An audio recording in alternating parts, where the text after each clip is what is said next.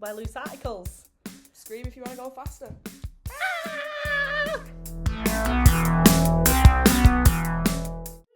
We're going to chat about our new album that is coming out on the 26th of July. So we're going to talk you through each song. So we're going to start off with the first track, which is Mr. Manager. Mr. Manager is a song for anyone who's just a bit fed up of being overworked, underpaid, and got a rubbish manager at work. It's an anthem to blast out on a Monday morning or whenever you walk into work. But yeah, it's all about frustration. So track 2 on the album is Are You a Welder? This song, the idea from it came from a conversation in the back of a taxi between a couple of my friends when one said to the other, are you a welder?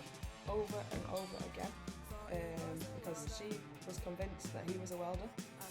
I think he just gave off them vibes, but he's actually an exam invigilator, so couldn't be any further from the truth.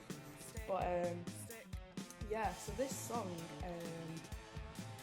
from that conversation, ideas of gender stereotypes came from, and how certain jobs are ring fenced for certain genders. Yeah, it's all very interesting. So, yeah, here it is. Nice. So track 3 on the album is Pinball John. So this song is about, it came from a conversation we had with a guy in Margate on the beach.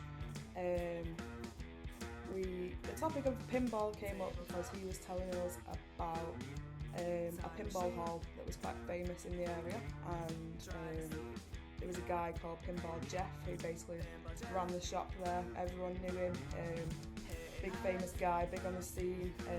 So from this conversation I became quite interested in pinball, so I did a bit of research on it, found out some fun facts, and yeah, and that's where the idea of pinball came from. And there's also a correlation with the south and the north, because in the south there's Pinball Jeff, and in the north is Pinball John, who was Nat's granddad. Yep. And yeah, he was big into collecting pinballs, and as soon as we found out about Pinball Jeff, we were just sat on the beach market being like, I wonder if he knows Pinball John. Like, so yeah, it was an all underground thing that was going on. Yeah, because one of the fun facts that we found out was that it was actually made illegal. It was, it was banned, so it went underground. Yeah, you had to hide playing pinball, or you would have got arrested. Next song on the album is I've Nearly Made It. Nearly Made It is a tune what has sort of come from the frustrations of nearly making it in a band, and people sort of asking you as well, being like, oh, how's the band going if you nearly made it?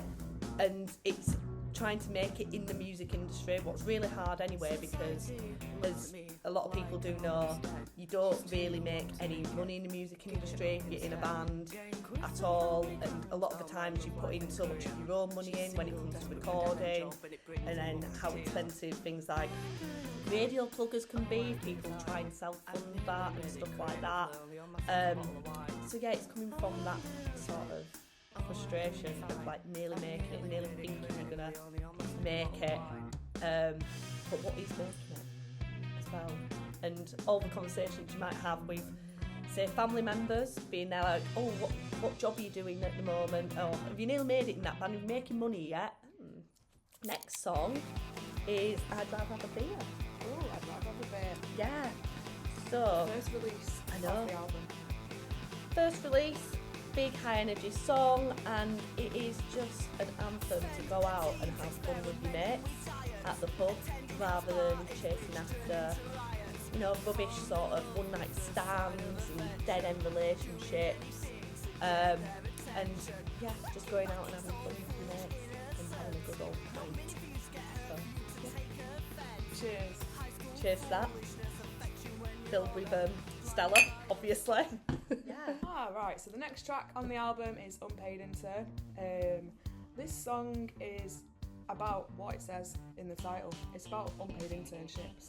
And unpaid internships are a very weird bizarre thing that exists in the world. They are things where people work and don't get paid, but it's which makes them kind of exclusive to certain people, because not everybody can spend all the time working for free. It's art is a really old loose article song. What sort of, well, it was bits of a song, and then we actually developed it into a proper song for the album, and it is all about how people view women in bands and the sort of things that are being said to us, especially when we started out in a band. And so like little things, what are like, oh, is that your boyfriend's guitar? When we've had sound check, we've been refused sound check before because we've been all women, and they said like, oh, we're not giving it to you, but giving it to all the men, and not taking us seriously. And then also having sort of turn up at a gig and people just presuming we're the girlfriends, the wags of the men in the bands, and not actually taking us seriously, like we actually play instruments and that the instruments are ours and we know how to play them. So yeah, it's a song all about that. So the final track on the album is Guitars, Cars, Knickers and Bras. So the idea for this song came from our conversation with someone, or rather it was a statement made by someone saying that they only watch men play guitars, they only watch blokes play guitars, not women, never. But if they did see a woman playing guitar by accident or something, they would be in the knickers and bras, in a hot place probably.